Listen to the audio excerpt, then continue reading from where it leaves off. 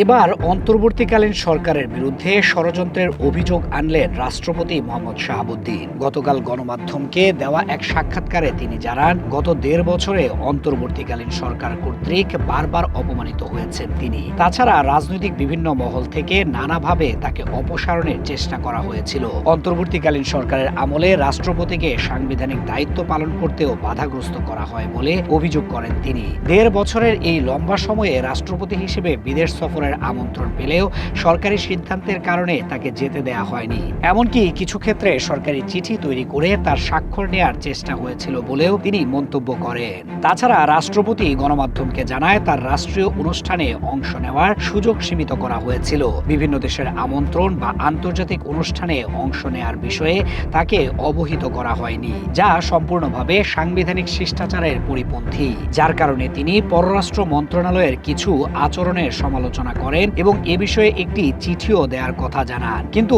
মন্ত্রণালয় থেকে কোনো জবাব আসেনি বলে অভিযোগ রাষ্ট্রপতির। এছাড়া তিনি বলেন, গত বছরের আমলে চ্যান্সেলর হিসেবে বিশ্ববিদ্যালয়গুলোতে ভ্রমণের সুযোগও কমিয়ে আনা হয়েছিল, যেন রাষ্ট্রপতি হিসেবে তিনি সাংবিধানিক দায়িত্ব পালন করতে না পারেন। তিনি আরও অভিযোগ আনেন, অন্তর্বর্তীকালীন সরকারের প্রধান উপদেষ্টা সংবিধান পরিপন্থী কাজ করেছেন। সংবিধান অনুযায়ী প্রধান উপদেষ্টা বিদেশ সফর শেষে রাষ্ট্রপতির সঙ্গে সাক্ষাৎ করে সফরের ফলাফল, আলোচনার বিষয়বস্তু ও সম্ভাব্য চুক্তির বিষয়ে লিখিতভাবে অবহিত করার কথা।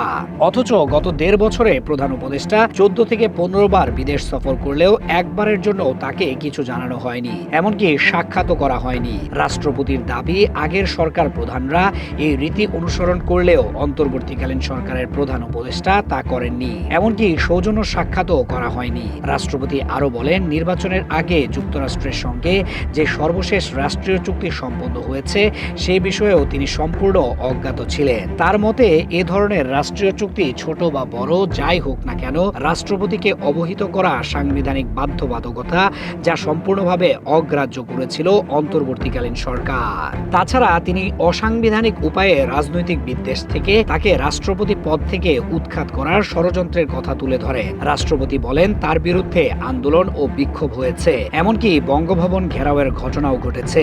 রাষ্ট্রপতির পদত্যাগের দাবিতে ২০২৪ সালের ২২ অক্টোবর বঙ্গভবন অভিমুখে বিক্ষোভ মিছিল হয়। বঙ্গভবনের ফটকে বিক্ষোভকারীরা জড়ো হলে পরিস্থিতি নিয়ন্ত্রণে আনে সেনাবাহিনী। অবশ্য বৈষম্য বিরোধী ছাত্র আন্দোলনের ব্যানারে আন্দোলনটা হলেও নাহিদ ইসলাম তাকে ফোন করে জানায়, আন্দোলনকারীরা তাদের দলের কেউ নয়। তাছাড়া বিভিন্ন রাজনৈতিক দলের উদ্যোগে বিভিন্ন উপায়ে তাকে পদচ্যুত করার চেষ্টা করা হলেও শেষ পর্যন্ত তা সফল হয়নি। বিশেষ করে বিএনপি নেতৃত্বাধীন জোট সাংবিধানিক ধারাবাহিকতা রক্ষার পক্ষে অবস্থান নেয় বলে তিনি উল্লেখ করেন। তাছাড়া তিনি জানান, সরকারের পক্ষ থেকে একজন উপদেষ্টা তৎকালীন প্রধান বিচারপতির কাছে যান এবং তার সঙ্গে ঘণ্টাব্যাপী বৈঠক করেন আর তাকে রাষ্ট্রপতি পদে বসানোর প্রস্তাব দেন। তবে প্রধান বিচারপতি সেই প্রস্তাবে রাজি হননি।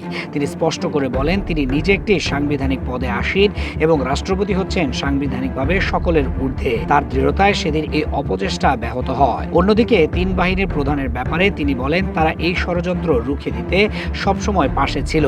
রাষ্ট্রপতির ভাষায় সশস্ত্র বাহিনী প্রধানরা তাকে বলেছিলেন, মহামান্য, আপনি হচ্ছেন সশস্ত্র বাহিনীর প্রধান, আপনার পরাজিত হওয়া মানে পুরো সশস্ত্র বাহিনীরই পরাজিত হওয়া।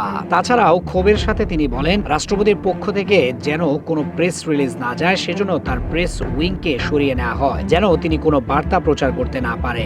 এমনকি জাতীয় দিবসগুলোতেও রাষ্ট্রপতিকে বার্তা প্রকাশ করতে দেয়া হয়নি। এর দ্বারা মূলত তাকে রাষ্ট্র পরিচালনার প্রক্রিয়া থেকে সচেতনভাবেই আড়ালে রাখার চেষ্টা করা হয়েছে বলে মন্তব্য করেন তিনি। রাষ্ট্রপতিকে ঘিরে এসব ষড়যন্ত্রের কারণে গত ১.৫ বছরে বঙ্গভবনে তার দিন কেটেছে উদ্বেগ আর উৎকণ্ঠায়।